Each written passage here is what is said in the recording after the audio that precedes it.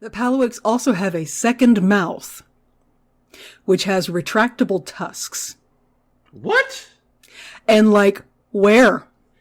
Yeah, where? Where on Miss Snooty's body is the second mouth with the retractable tusks? At the bottom of her fluid sac? It's under... She's... To be clear, she is running around almost naked in this episode. She's topless. All she's got on is a little skirt. Right. So the only part of Miss Snooty's body that we can't examine to find the second mouth with the retractable tusks is at the bottom of her fluid sac. Wow. So, what we are saying then, if Wikipedia is to be believed, is that female Palawiks, or Palawiks in general, have vagina dentata.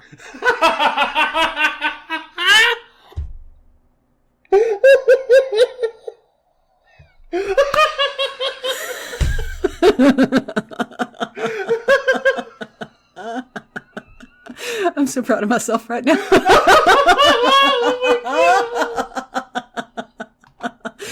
Well, folks, I broke Chris, and so thanks for tuning in today. Oh my god.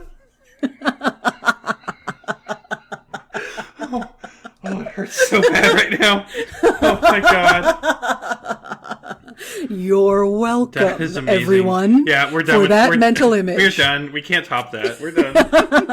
No, you can't top that. She will hurt you. She will fucking impale with her me. retractable tusks. Good luck. Villainy swells. Yeah, it does. And so do I. With an army of the galaxy's most vicious criminals, Darth Maul and Savage Opress conspire with Pre Vizsla and the Death Watch to topple Duchess Satine, ruler of Mandalore, while the conspirators prepare to attack the Mandalorian capital Sundari from a base on Zambar. The fate of 2,000 other neutral systems is under threat as Darth Maul moves closer to establishing a vast criminal empire. Oh, yeah. Why would you use the word swells in the description with Maul and Savage in it? That's there for the grown-ups. Yeah, every now and then they toss us a cookie crumb. Yeah. Okay. That's all that was. Anyway. No, there's a couple of shots in this episode that are, I feel were custom made for me, personally. Yeah. The animators were like, I know this 42-year-old bitch is going to be watching this for her podcast in 10 years. And, right. I know what she likes. I know exactly what she likes. And they're right. They were correct about that. But we will get to it.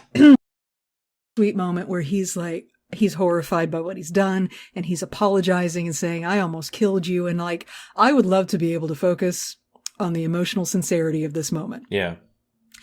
But I can't. Would you like to know why? Why? Because the season 7 animation's really good. And what we have is Rex sitting up and then scooching a little bit on the bed so that he can swing his feet over. And so that required the animators to put movement on his crotch piece. It's like dangling a red flag in front of me. Like, just like, like a raw steak in front of a hungry cougar. That's me. I had to go back a couple of times so I could hear him over the visual of his hips moving in a certain way. I'm gonna go watch this episode now because I didn't never notice that. That moment's super worth it, you guys. I may have hit 10 seconds back a few times. First for research for the podcast. Yeah, I do it for you. I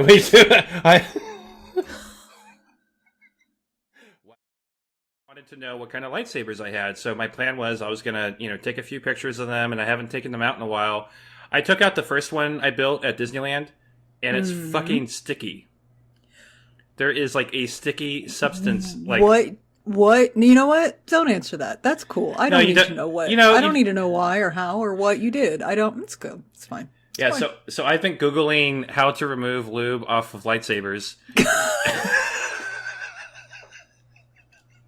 I said you didn't need to tell me. I said that's fine. It's okay. It's not for what you think, maybe. Oh? No, it is.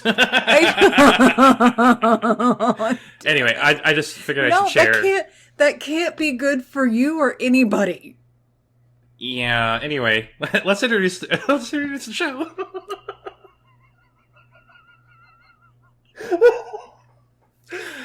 Anyway, hi. No, I'm gonna let you sit in that for a minute. I you know what? Here I am. You know what? I am standing here before you. Congratulations. That's certainly not anything that I could manage. But you know, you do you, boo. Like, if maybe our listeners have experience with this, considering our Do listeners. not source lube solutions from our podcast listeners. No.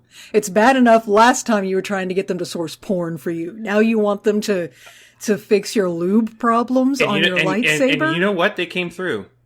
Are you fucking kidding me? No. And it's not. Listeners, no, Chris, it's not stop. a porn. Listeners, stop. Don't encourage him. Don't do this. You don't need to. You don't work for him. You can cling to what shreds of dignity you have left, and we need never speak of it again. But you don't need to source porn for Christopher. You can stop. It's fine. I'm so sorry. It's not a porn. Okay, what was that, Chris? What so were you it's saying? not a porn. It was Okay. It was a student film that they got an A on. So I don't believe in our upper education system anymore. I mean, if you look back at the student films that we made, come on.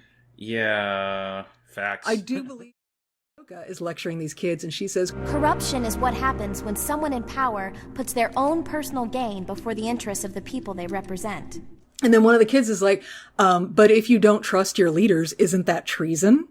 And Ahsoka says, It's every citizen's duty to challenge their leaders, to keep them honest, and hold them accountable if they're not. Which she does every fucking time she's with Right. Anakin. And boom. But like, apply that shit to right fucking now. I mean, this episode, when did this episode come out? I don't know. It came out a while back, prior to, you know, recent political administrations. And this is a mentality that we're still dealing with. That if you don't 100% worship at the feet of your leader, that's treason? No. That's my employee. Yeah. Like, that's this an came elected out, official. I mean, this was right after the era, you know, a friend, I was watching Revenge of the Sith recently, and there was that line that Anakin says where he says, If you're not with me, then you're my enemy. and that is a line that was taken directly from the George W. Bush administration when they were trying to... Okay. Do you remember that? When they were trying to, like, force people into thinking that the Iraq War was a good idea, which it turned out not to be? Either you're with us, or you're with the enemy. Yeah. Anyway, same thing. Most people lack emotional intelligence and integrity, so when they get questioned, they get really, really upset because they know deep down they're full of shit. That they're wrong. Yeah. What you're doing is wrong. Anyway, so these kids are like, okay, and they take her lessons to heart. So then later, when they're hanging out in their barracks, and they're hungry because there's food ration shortages at the rich kids' school, which tells you that the kids at the poor kids' school are eating cubes. Yeah, well, how do you think they stay so thin? By eating cubes, apparently. Yeah, there it is. That's the secret. There you go. I will say, the only thing that this episode and this scene has going for it is it passes the goddamn Bechdel test. Because we have two women having extended conversations with each other, not about a man. Which should tell you something about what a bare fucking minimum the Bechdel test is. Yeah. Because just because we passed it doesn't mean this episode's good. I only learned about that term, by the way, when I was the first time I heard that Mary Sue thing, like a month ago. You only heard about the Bechdel test a month ago? Yeah. Wow. Yeah. Having a penis must be amazing. It is. I hate you. Except when you sit down wrong and I'm going commando, you know, it sucks. You know what? I don't care. Sit on them. Sit on them all day. It hurts. I don't care. You didn't have to know that there is a persistent bias in media where women only talk to each other about men. And so the bare minimum to be a not totally misogynistic piece of media is to have women talk to each other about something that's not a man. That's the Bechdel test. It is the lowest possible bar to clear to be worthy media, and it's still a shitty episode. So I'm just saying the Bechdel test is bullshit. Yeah, I knew. Oh, to be clear, dear listeners, I am fully aware that women are not portrayed very well generally by most Chris media. is not a sexist pig. Yeah, I'm just shitting on him because it's fun for me. No, Chris is an ally, ladies, and all ladies of all forms and presentation. Yeah. Yeah. Okay. Reparative fan fiction thing again. I have a theory about why. No, because it would be like the little braid would be like, the hair is really fucking me up. Like, I would be like, you have got to get a pair of scissors and cut that shit off before we fuck. he's cute, but just turn off the lights, girl. He's cute. No, because it would be like the little braid would be like bouncing on your face. Like, he'd be on top of me, that one fucking hairpiece would be like tickling my nose and going into my mouth, and I'd be like, no! You'd be like, pa, pa, pa, pa, pa. The whole time. Accurate. You're right. It would have to be removed prior to boning down.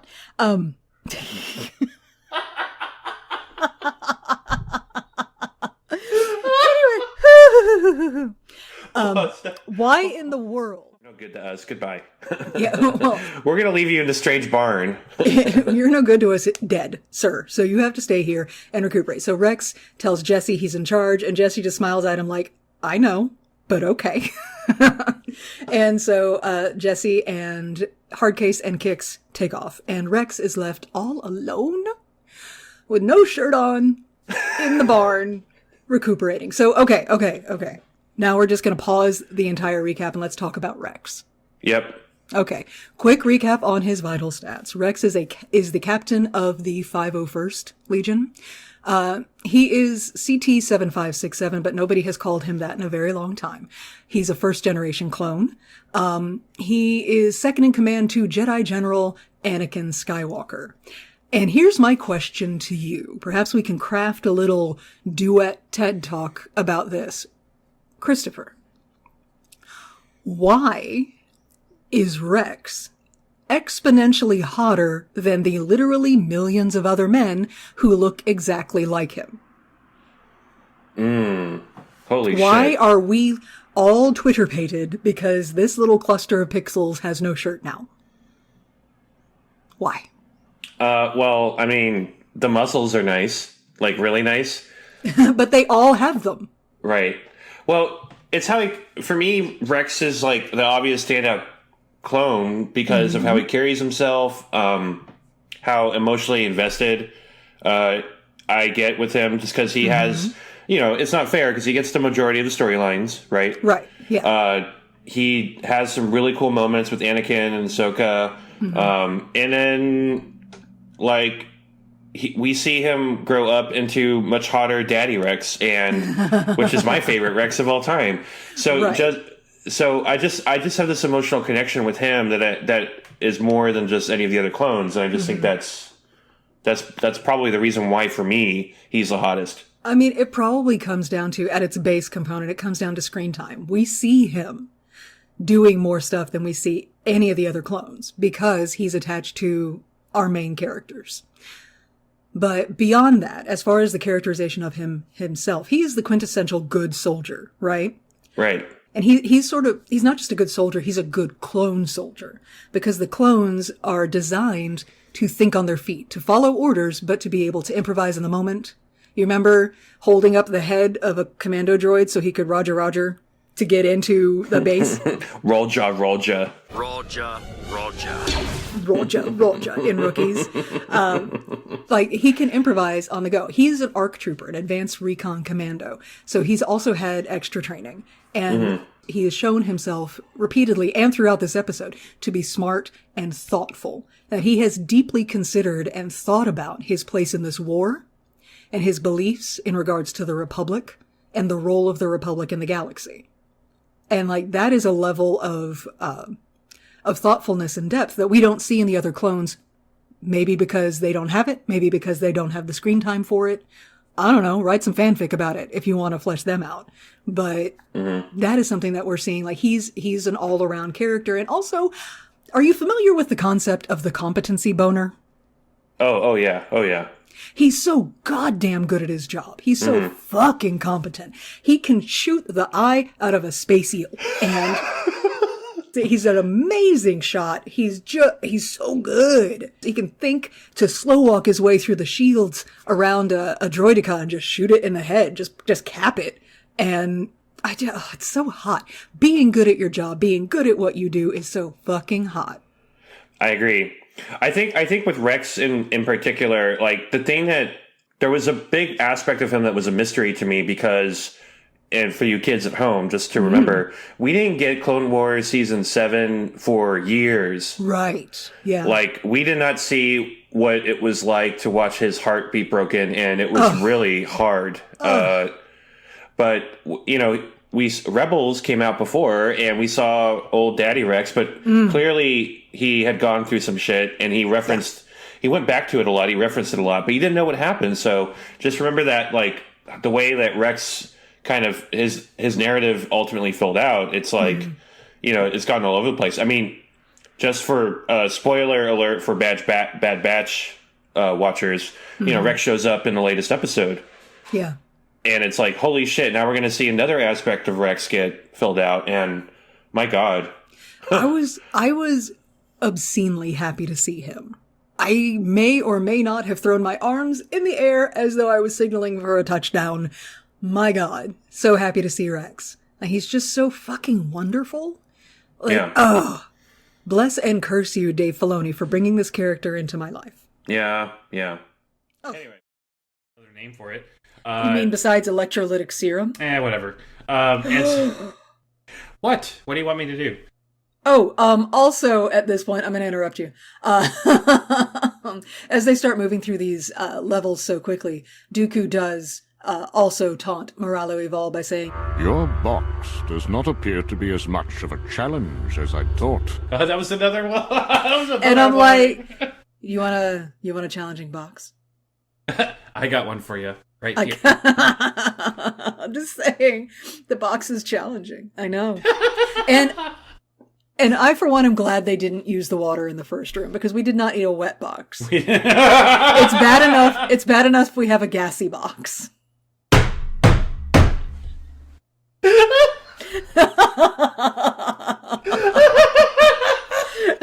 How many conditions are we going to inflict on this poor box? She's burning with all the lightsabers in there. Oh, and it's going to get worse in a minute. Like, the burning will intensify. Oh my God. And now we have to take some kind of crazy ass medicine to be able to proceed through the box. Just saying. Okay. All right, you good? Oh, it Take hurts a so breath, bad. Anyway, we're so grown up and mature. It's funny because box means okay. So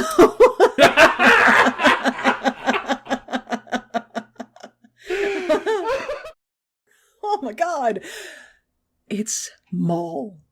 Oh my God. Maul is there, and Maul is disappointed. And then that's the end of the fucking episode. What? It's the end of the episode. This episode is leaving me alone to raise these 4 babies by myself. Oh my God. Duh. Yeah, it's so fucking good. Meanwhile, so I am fucking leaking good. like a broken milk bottle. And Oh my God. that is kind of where I am emotionally left with. Thank fucking God I didn't have to wait for these episodes week to week. Leaking like a broken milk bottle. Well, are you still hung up on that? It's so gross. Like, what a fucking image. Blech. Blech. That's the grossest thing I've said on this show? Are you kidding me? You have said so much worse, for the record. I don't think I have. I don't think I don't think I have. I think you win. 91 episodes in, you win. I concede the crown. You're gross. Oh, that's worse than Arboreal Bukkake. No, it is. It is. Because at least Arboreal Bukkake is fanciful and sort of generally referring to something. You went straight for like a biological description. And you know what? How dare you cheapen this moment? How dare you disrespect my quadruple pregnancy? People who watch gay porn will not be disgusted by that imagery at all, just for the record.